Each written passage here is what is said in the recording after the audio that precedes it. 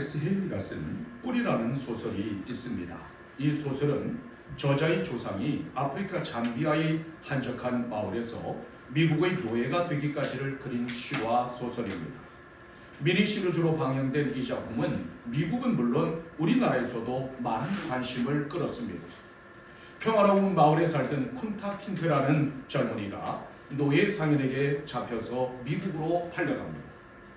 그는 추장의 아들로서 그 사회에서는 꽤 높은 신분이었고 열심히 사냥하며 살아가는 성실한 자유인이었습니다.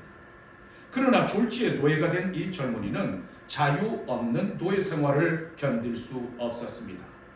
꿈에도 그리던 자유의 땅으로 가기 위해서 생명을 걸고 탈출을 시도합니다. 그때마다 번번이 실패했고 상상하지 못할 정도로 무서운 형벌을 받아야만 했습니다. 주인으로부터 톱이라는 이름을 받고 짐승처럼 일만 하다가 파란만장한 일생을 마치게 됩니다. 톱이라는 이름이 적힌 초라한 무덤만이 쓸쓸한 언덕에 남았습니다. 세월이 흐른 후 어릴 때 강제로 아버지의 품을 떠나 노예로 팔려갔던 딸이 장성해서 아버지의 무덤을 찾아옵니다. 이 딸은 아버지의 초라한 무덤 앞에서 하염없이 눈물을 흘립니다. 아버지의 무덤임을 알려주는 톱이라는 팻말을 쳐다보다가 톱이라는 이름을 지우고 쿤타 킨테라는 이름으로 바꾸어 놓습니다. 딸은 아버지에게 톱이라는 노예가 아니라 쿤타 킨테라는 자유인으로의 삶을 회복시켜주고 싶었기 때문입니다. 이처럼 사람은 누구나 회복시키고 싶은 부분이 있습니다. 어떤 사람은 실추되고 더럽혀진 명예를 회복시키고자 합니다. 또 어떤 사람은 약해진 몸이 다시 건강하게 회복되기를 소망합니다. 어떤 사람은 무너진 가문을 다시 회복시켜오고 싶어 합니다. 당시 바벨론으로 잡혀간 이스라엘 백성들은 온갖 억압과 수탈과 착취를 당하며 조롱거리로 전락했습니다. 노예가 되어 자유를 박탈당한 채 짐승처럼 살아야만 했습니다.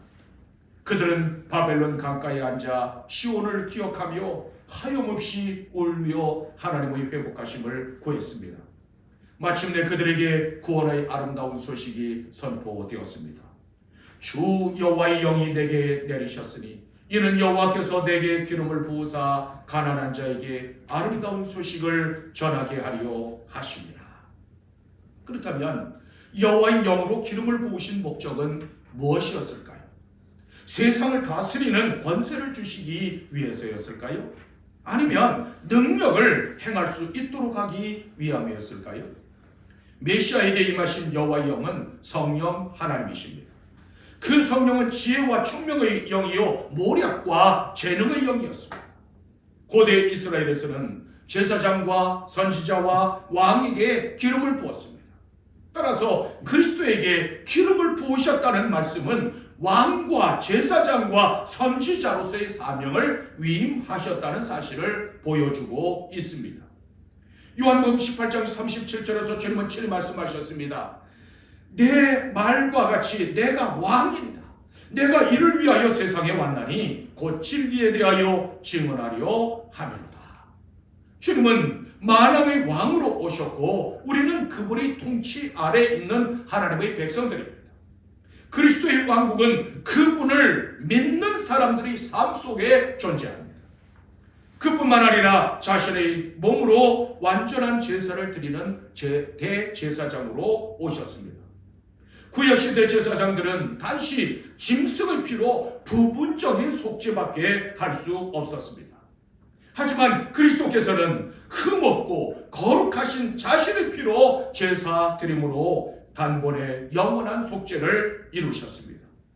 아울러 하나님의 뜻을 그의 백성들에게 선포하며 가르치는 선지자로 오셨습니다. 하나님께서는 이 세 가지 사명을 완전하게 감당할 수 있도록 성령을 한량없이 부어주셨습니다. 여호와의 영으로 기름을 부으신 1차적인 목적은 가난한 자에게 아름다운 소식을 전하게 하려 하심이라고 했습니다. 아름다운 소식이란 구원의 기쁜 소식, 곧 복음을 의미합니다. 따라서 구원의 복된 소식을 능력 있게 전하게 하시려고 성령으로 기름을 부으셨습니다. 우리도 성령으로 세례를 받았고 성령의 충만함을 입었습니다. 하나님께서 우리에게 성령을 부으신 1차적인 목적은 거듭남에 있습니다. 그리고 또 하나의 중요한 목적은 복음의 정의로 삼기 위함이었습니다. 사도행전 1장 8절에서는 이와 같이 말씀하십니다. 오직 성령이 너희에게 임하시면 너희가 권능을 받고 예루살렘과 온 유대와 사마리아와 땅끝까지 이르러 내 증인이 되리라. 주님께서는 제자들에게 지상 최고의 사명을 주셨습니다. 이것이 주님께서 제자들과 우리를 불러 세우신 동일한 목적입니다. 따라서 성도들은 주님의 증인으로 복음 전파에 인생을 걸어야 합니다. 그런데 복음 전거는 오직 성령의 권능으로만 가능합니다. 성령으로 거듭나고 성령의 거룩한 권능으로 무장하지 않고서는 감당할 수 없습니다. 이 복음은 사람의 말과 사람의 재주로 증거할 수 있는 것이 아니기 때문입니다. 그러므로 성령의 기름 부으심으로 권능을 받고 하나님의 뜻을 이루어드릴 수 있는 여러분들이 되시기를 주님의 이름으로 축원합니다. 왜 가난한 자들을 구원하실까요? 문자적인 의미에서 가난한 자는 경제적으로 매우 빈곤할 뿐만 아니라 정치, 사회적으로 억압당하는 자들을 가리킵니다. 실제로 예수님께서는 가난하고 소외된 자들을 중심으로 복음을 전하셨습니다. 예수님을 따르던 무리들도 가난하고 병들고 또 귀신 들렸던 소외된 사람들이었습니다. 하지만 주님께서 물질적으로 가난한 자들과 소외된 자들에게만 복음을 전한 것은 아니었습니다. 제자들 중에는 아리마대 요셉과 같은 부한자도 있었습니다. 니고데모와 같이 사회에서 영향력을 행사할 수 있는 지도층들도 있었습니다. 따라서 물질적으로 가난한 자만을 지칭하는 것은 아닙니다. 성경이 말씀하는 가난한 자는 마음이 가난한 자를 뜻합니다. 마태복음 5장 3절에서 주님은 친히 말씀하십니다. 심령이 가난한 자는 복이 있나니 천국이 그들의 것입니다. 주님께서는 물질적으로 가난한 자가 아니라 마음이 가난한 자임을 분명하게 말씀하셨습니다. 문자적으로 가난한 자는 돈 한 푼 없는 빈털터리를 뜻합니다. 그렇다면 마음이 가난한 사람은 어떤 사람들일까요? 죄로 말미암아 하나님 앞에 파산 선고를 받았다는 사실을 인정하는 사람입니다. 마음이 가난한 사람은 자신이 죄인과 무가치함을 깨닫고 하나님 앞에 겸손하게 무릎 꿇는 사람입니다. 어느 날 바리새인과 세리가 기도하기 위해서 성전에 들어갔습니다.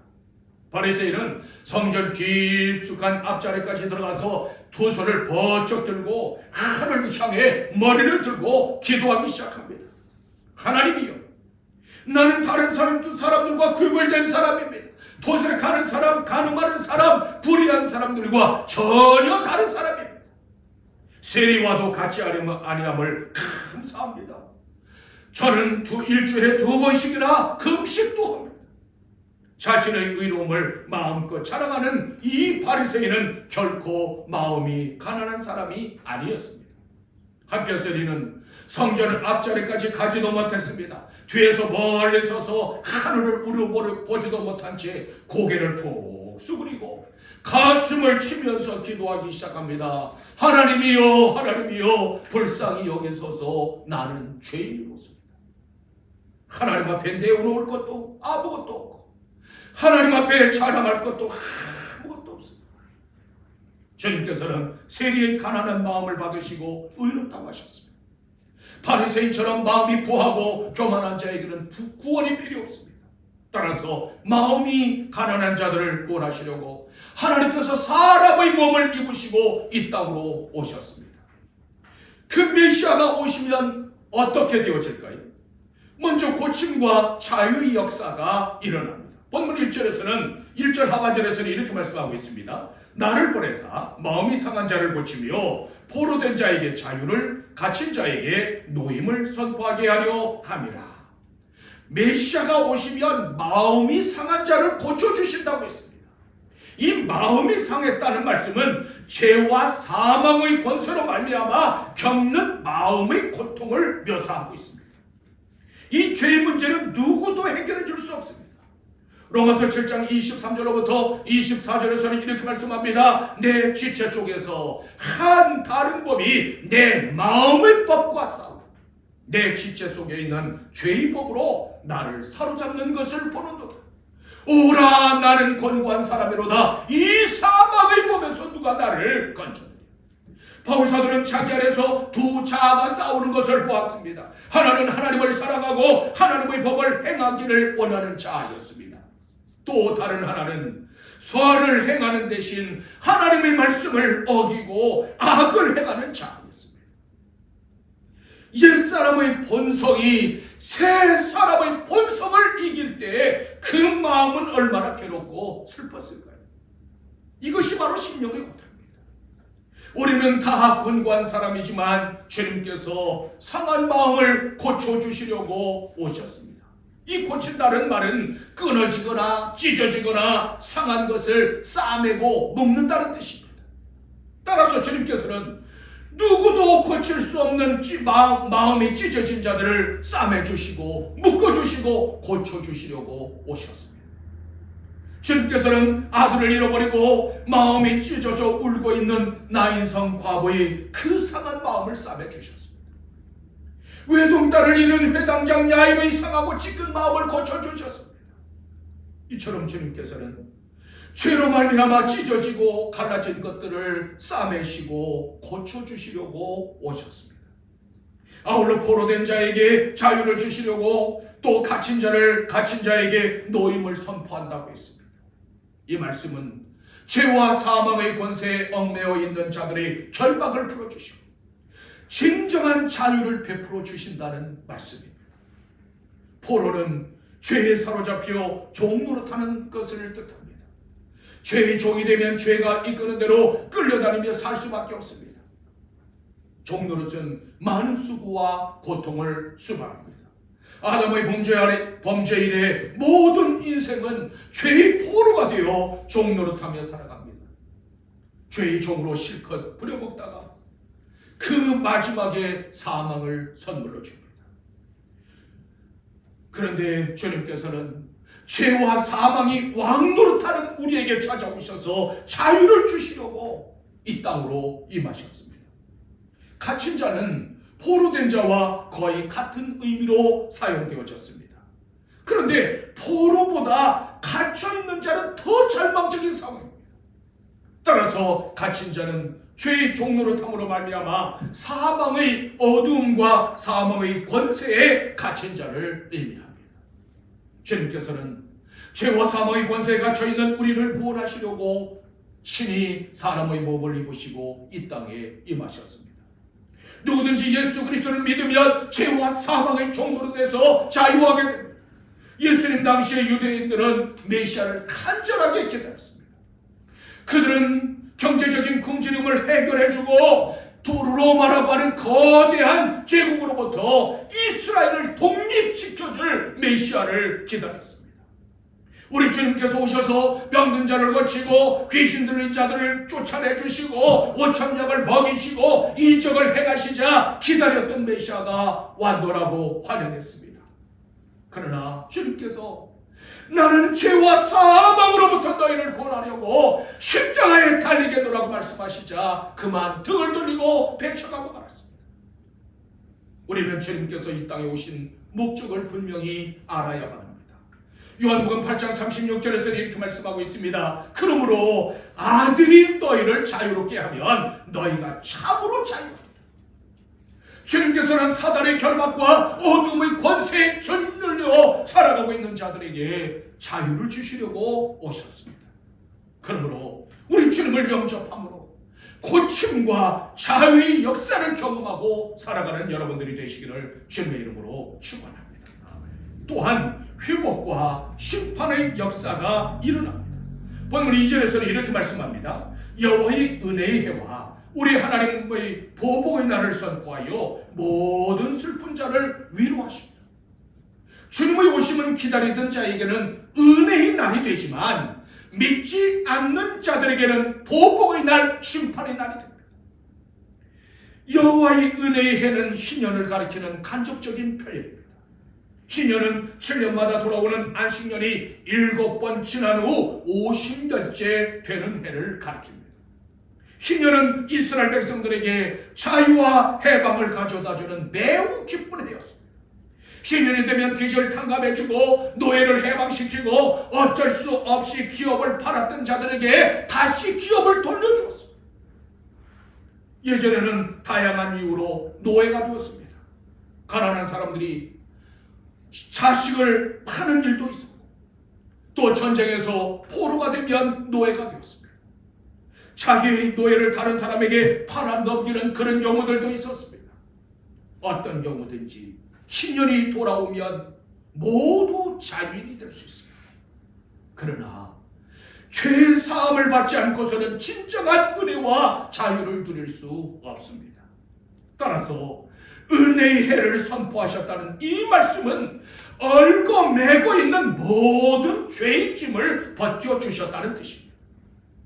아울러 그들의 심령과 삶을 근본적으로 회복시켜 주셨다는 뜻이기도 합니다. 보복의 날은 자기 백성을 억압하고 짓누르는 죄의 세력을 꺾어버리는 날을 지칭합니다. 하나님의 형상으로 지음받은 사람은 하나님과 교통하며 축복된 삶, 영광스러운 삶을 살아야 마땅합니다. 하지만 아담의 범죄로 말미암아 죄와 사망의 종노릇하는 비참한 삶을 살 수밖에 없게 되고 말았습니다. 죄와 사망의 근세는 그 힘이 너무나도 강하기 때문에 사람의 힘만으로는 그 굴레에서 도저히 벗어날 수 없습니다. 오직 예수 그리스도 안에서 참된 자유와 해방의 날을 맞이할 수 있습니다. 왜냐하면 예수 그리스도의 보혈만이 우리를 죄에서 깨끗하게 할 수 있기 때문입니다. 주님께서는 우리에게 복된 날을 주시려고 마침내 십자가에서 대속의 피를 흘려주셨습니다. 주님께서는 죄와 사망의 권세를 이기고 사흘 만에 다시 살아나심으로 우리를 구원하셨습니다. 따라서 비록 고통과 슬픔의 눈물을 흘릴지라도 여러분 소망을 잃어버리지 마십시오. 장차 우리 주님께서 오시는 그날에는 천군 천사들이 부르짖는 나팔 소리가 온 땅에 울려 퍼지게 될 것입니다. 그 나팔 소리가 온 천지에 진동할 때 죄와 사망의 권세에서 해방되어지고 아픔과 슬픔과 눈물은 사라집니다. 이처럼 우리에게는 이 세상이 주지 못하는 참된 안식과 기쁨의 날이 기다리고 있습니다. 그러므로 소망 가운데 그 날을 기다리며 살아가는 여러분들이 되시기를 주님의 이름으로 축원합니다. 또한 위로와 뒤집는 역사가 일어납니다. 본문 3절에서는 이렇게 말씀하고 있습니다. 무릇 시온에서 슬퍼하는 자에게 화관을 주고 그 죄를 대신하며 기쁨의 기름으로 그 슬픔을 대신하며 찬송의 옷으로 그 근심을 대신하시고 그들이 의의 나무 곧 여호와께서 심으신 그 영광을 나타날 자라 일컬음을 받게 하려 합니다. 우리 주님께서는 권고한 자와 슬픈 자들의 상황을 위로하시고 뒤집어 주시려고 하셨습니다. 화관, 기쁨의 기름, 찬송의 옷과 제 슬픔, 근심이 대비되었습니다. 주님께서는 애통하는 자, 처절하게 슬퍼하는 자가 하나님의 위로를 받게 될 것이라고 말씀하셨습니다. 주님은 슬픔에 처한 자들에게 기쁨을 주시고 고통과 절망 가운데 있는 사람들에게 행복과 참 소망을 주시려고 오셨습니다. 이스라엘 백성들은 참으로 절망스럽고 비토한 상황에 처할 때 죄를 머리에 뒤집어 썼습니다. 그런데 메시아가 오시면 그 뒤집어 쓴 죄를 제거하고 화관을 씌워주신다고 말씀합니다. 슬픔의 면류관 대신 영광의 면류관을 주셔서 슬픔을 뒤집어 주신다는 말씀입니다. 아울러 깊은 슬픔을 거두어내시고 기쁨의 기름을 발라주신다고 말씀하고 있습니다. 이 기름은 모든 모욕과 술취와 멸시를 제거해주고 실추되었던 명예를 회복시켜 주시는 기름입니다. 그리고 찬송의 옷으로 그 근심을 대신하게 하신다고 말씀하고 있습니다. 찬송의 옷이란 축제 때 입는 아름다운 예복을 의미합니다. 근심이라고 하는 것은 절망적인 상황, 도저히 찬송할 수 없는 암울한 상황을 나타내고 있습니다. 그런데 메시아가 오시면 그토록 근심과 슬픔에 찌든 심령, 어둠의 그림자에 짓눌리고 갇혀 사는 모든 사람들을 구원하셔서 기쁨으로 찬송하게 하신다고 말씀하고 있습니다. 마침내 구원받은 하나님의 백성은 화관을 쓰고 이제는 기쁨과 찬송의 옷을 입고 하나님을 영화롭게 합니다. 그리스도께서 이 땅에 오시기 전 모든 인생들은 슬픔과 고통과 절망 가운데 살았습니다. 그 이유는 죄와 사망의 권세 아래에 놓여 있었기 때문입니다. 그러나 그리스도께서 오시면 이 모든 상황이 뒤집힙니다. 고통과 슬픔이 행복과 기쁨으로 뒤집히고 절망이 소망으로 뒤집어집니다. 예수님께서는 고통과 슬픔과 절망을 예수 그리스도의 그 십자가를 통해서 행복과 기쁨과 희망으로 뒤집으셨습니다. 그러므로 고난과 고통과 아픔이 있으시거든 뒤집어 주시는 예수 그리스도를 바라보십시오. 우리는 하나님께서 친히 심으신 의의 나무들입니다. 그러므로 하나님을 영화롭게 하는 기쁨과 찬송의 열매를 맺어드릴 수 있는 여러분들이 되시기를 주님의 이름으로 축원합니다. 이 시간 여러분 모두 뒤집어 주시는 그 하나님의 놀라운 역사를 바라보므로 이 세상을 당당하게 이겨갈 수 있는 놀라운 하나님의 사람들이 되시기를 주님의 이름으로 축원합니다. 올해도 어김없이 성탄절이 다가오고 있습니다. 이번 성탄절에는 다 함께 모여서 마음껏 주님의 오심을 기뻐하고 예배드릴 수 없게 될 것 같습니다. 앞으로 얼마나 오랫동안 고난의 때가 계속 이어질는지 아무도 모릅니다. 하지만 주님께서 가시는 길에도 깊은 골짜기가 있었고 수렁이 기다리고 있었고 크고 작은 돌뿌리들이 있었어요. 주님께서 가신 그 길은 고난의 길이요 시련의 길이요 슬픔과 탄식이 가득한 길이었어요. 그러나 주님께서는 그 길을 마다하지 아니하고 걸어가셨고 주님의 발걸음이 닿는 곳곳마다 생명의 역사, 자유와 회복의 역사가 나타났습니다. 그러므로 슬픔을 희락으로, 근심을 찬송으로 뒤집어 주시는 우리 주님을 바라보고 나아가십시오. 영원히 죽을 수밖에 없는 나를 구원하시고 영생의 복을 주시는 예수 그리스도를 바라보십시오. 모든 상황을 뒤집어 주시는 만왕의 왕이신 예수 그리스도를 바라보십시오. 주님의 발자취를 따라 마음이 상한 자를 위로하고 죄와 사망의 수렁에 갇힌 자를 복음으로 건져낼 수 있는 그런 삶을 살아가십시오. 흔히 한 가지를 통해서 다른 것을 해결할 수 있는 열쇠와 같은 개념을 가리켜서 본질이라고 말합니다. 그렇다면 복음의 본질은 과연 무엇인가? 두말할 필요도 없이 오직 예수 그리스도가 복음의 본질.